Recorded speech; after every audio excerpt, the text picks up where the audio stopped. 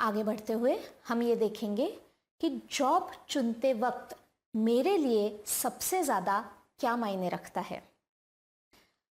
आप स्क्रीन पर देख रहे हैं कुछ पहलू हैं जो मैं खुद को पूछ सकूं मेरे लिए सबसे ज़्यादा महत्वपूर्ण क्या है। आप में से कुछ लोग कहेंगे ये सभी महत्वपूर्ण है और मुझे ये सभी चाहिए। सही बात है, सभी चाहिए, सभी महत्वपूर्ण है, लेकिन ज़रूरी है कि हम इसमें थोड़ी प्रायोरिटी लिस्ट बनाएं। तो अनुक्रम दे कि मेरे लिए सबसे ज़रूरी क्या है, 2 नंबर पे क्या है, 3 नंबर पे क्या है और आगे। आप फ्री हैं, आप इसमें अगर कुछ और चीज़ें जोड़ना चाहे तो वो भी जोड़िए और अपना अपना अनुक्रम तैयार कीजिए।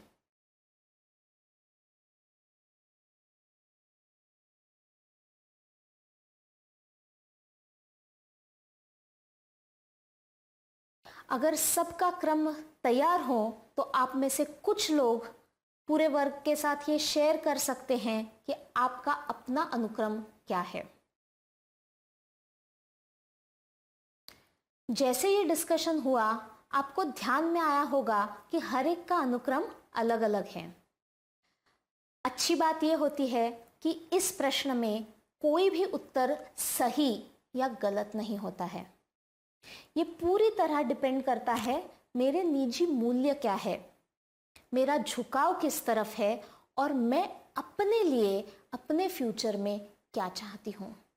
तो अपने अपने उत्तर के साथ रहिए और आंखें खुले रखिए कि उसी चीज़ को देखने के बाकी नज़रिए क्या है। करियर चुनते वक्त कभी कभी हम इन्फ्लुएंस हो जाते हैं। इसका क्या मतलब है?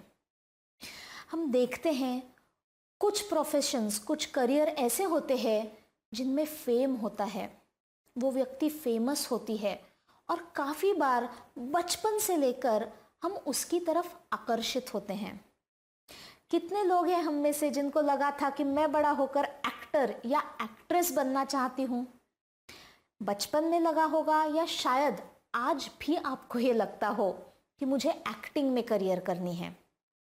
जैसे हमने देखा कोई भी करियर सही गलत अच्छा बुरा नहीं होता है, लेकिन हम जो करियर चॉइस के बारे में सोच रहे हैं उस करियर की कितनी जानकारी हमें है और कितनी स्पष्टता के बाद हम ये डिसीजन ले रहे हैं, ये सबसे ज़्यादा महत्वपूर्ण है।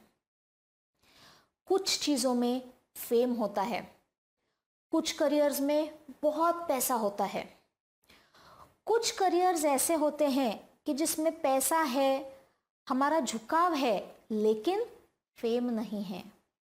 तो आपके लिए सबसे ज़्यादा ज़रूरी क्या है ये जान ले। दूसरी बात, कुछ चीज़ें समाज में अक्सर देखी जाती है कि ये जो करे वो अच्छा, लेकिन सामाजिक तौर पे जिसे अच्छा कहा जाता है क्या आपको वो खुशी देता है? अगर हमने मानवीय जीवन का प्रवाह देखा तो जैसे जैसे विकास होता गया अलग अलग करियर के पैचेस आए, जब वो करियर्स सबसे ज़्यादा लोगों ने चुने। बैंकिंग सेक्टर जब शुरू हुआ तो कितने घरों में ऐसे लोग थे जो हमने देखा बैंकिंग की तरफ मुड़ गए। अभी कुछ साल पहले आईटी इंडस्ट्री को ले लेते हैं, ऐसी ज़बरदस्त लहर आई कि कितनों को अपने साथ खींच के ले गई। उनमें से कुछ थे जो दिल से अपने अपने एप्टीट्यूड से आईटी क्षेत्र के लिए ही बने थे। वो उस क्षेत्र में गए, उन्होंने अच्छा काम किया, वो आज खुश है। कुछ लोग उस क्षेत्र में इसीलिए खींचे चले गए क्योंकि उस वक्त मेजॉरिटी लोग आईटी के बारे में बात कर रहे थे। हर तरफ से यही सुनने में आ रहा था कि ये फ्यूचर है। उस वक्त शायद कुछ बच्चों को स्ट्रगल हुआ होगा खुद को समझाने में या अपने माता पिता को समझाने में कि हाँ आईटी को फ्यूचर है, आईटी आज बहुत ज़रूरी है, लेकिन शायद मैं आईटी इंजीनियर होके खुश ना हो पाऊँ। तो ये भी देखते हैं कि कभी कभी हम इन्फ्लुएंस हो जाते हैं मीडिया से, अपने पेरेंट्स से, अपने फ्रेंड्स से। कहीं मेरा करियर डिसीजन सिर्फ इन्फ्लुएंस से तो नहीं हो रहा है। अगर मुझे ऐसा लग रहा है तो मैंने यहाँ कुछ मिनट के लिए रुकना चाहिए और इन चीज़ों के साथ साथ मेरा झुकाव क्या है और मुझे किस चीज़ में खुशी मिलती है ये भी देखना चाहिए। अगर मैंने ऐसा नहीं किया तो क्या नतीजा होगा? जब मैं अपना करियर शुरुआत करूं तब शायद वो मुझे खुशी दे। क्यों? क्योंकि मुझे नई नई चीज़ें सीखने मिलती है, मेरा स्किल बिल्डिंग होता है, मेरा कॉन्फिडेंस लेवल बढ़ जाता है, मुझे सैलरी मिलती है, समाज में मुझे रिस्पेक्ट मिलने लगता है। ज़रूर कुछ महीने मेरे बड़े ही अच्छे जाते हैं, लेकिन जो काम मैं कर रही हूँ उसमें मुझे अगर इंटरेस्ट नहीं रहा तो धीरे धीरे वही काम बर्डन बनने लगता है, बोझ बनने लगता है। हम आज देखते हैं कई सीनियर्स को हमने देखा होगा, घर में कोई लोगों को देखा होगा कि उन्होंने उस वक्त उनको जो डिसीजन सही लगा, जो करियर सही लगा उसमें गए। कुछ लोग इन्फ्लुएंस में आके गए, माता पिता के, दोस्तों के या मीडिया के, और आज उनके पास करियर में सब है लेकिन वो संतुष्ट नहीं है, वो खुश नहीं है। हर सोमवार काम पे जाते वक्त उनके माथे पे शिकन आ जाती है, सोमवार आ गया, और वो बेसब्री से इंतज़ार करते हैं वीकेंड का कि कब सैटरडे संडे आ जाए और मुझे काम पे ना जाना पड़े।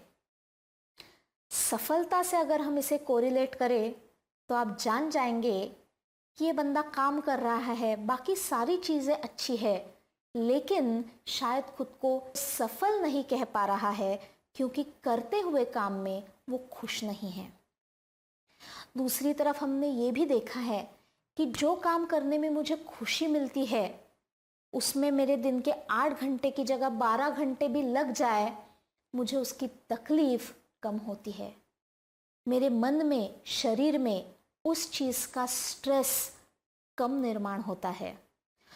तो आज से 10 साल के बाद भी अगर मुझे मेरे करियर में उतना ही सक्रिय रहना है, उतना ही खुश रहना है, तो आज मुझे ये सारी बातें खुद से पूछनी चाहिए कि कौन सा करियर है जो मेरी बाकी चीज़ें भी समाधान देगा और मुझे अंदर से खुशी भी देगा, समाधान भी देगा। आगे एक प्रश्न की तरफ चलते हैं, जैसे आप स्क्रीन पे देख रहे हैं। करियर चुनते समय आपके सामने 4 पर्याय हैं, ठीक से पढ़िए और अपना उत्तर दीजिए।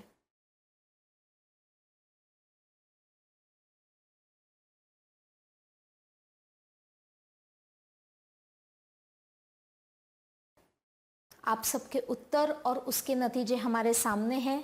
मैं चाहूंगी 2 मिनट आप अपना उत्तर देखिए, बाकी रिजल्ट्स देखिए और आपस में चर्चा कीजिए कि इसमें जो अलग अलग उत्तर आए हैं, अगर आए हैं तो वो क्यों, और उस पर से आप क्या निष्कर्ष लेना चाहेंगे।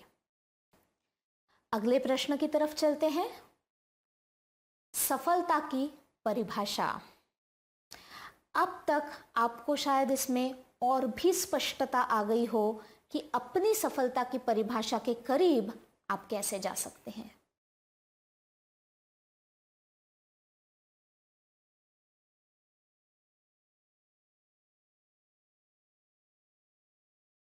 आगे का प्रश्न देखते हैं।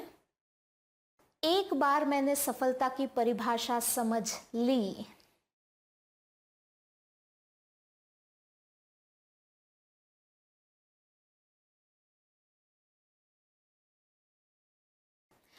उत्तर हमारे सामने है कि ये कोई परमानेंट जवाब नहीं है। आज मुझे सफलता की परिभाषा जो लग रही है वो आज की है। 1 साल के बाद या शायद कुछ महीनों के बाद मुझे वहाँ रुकना है और शायद वापस से देखना है कि मेरी आज की सफलता की परिभाषा क्या है। कुछ चीज़ें होंगी जो वही रहेंगी, कुछ चीज़ें होगी जो शायद मैं अपनी परिभाषा में बदलना चाहूँगी। अगर इसका अनुभव लेना चाहते हैं तो आंखें बंद करिए और जाइए आपके बचपन में। उस वक्त चलते हैं जब आपकी उम्र 10 साल की हो। आंखें बंद करिए और सोचिए कि उस वक्त आप क्या बनना चाहते थे और आपकी सफलता की परिभाषा में कौन बैठता था। अगर आपका जवाब आपके आंखों के सामने हो तो आंखें खोलिए। शायद आप में से कुछ लोग हंस रहे हो कि अच्छा, तब तो मैं ये बनना चाहता था। और जैसे आज आपको दुनिया की समझ पहले से ज़्यादा है, एक्सपोजर्स है, आज आपकी परिभाषा कुछ अलग है। वैसे ही हर कुछ महीनों के बाद, साल के बाद मुझे ये देखना ज़रूरी है कि अपनी परिभाषा में क्या मैं कुछ बदलाव लाना चाहती हूँ, और अगर हाँ तो वे क्या होंगे।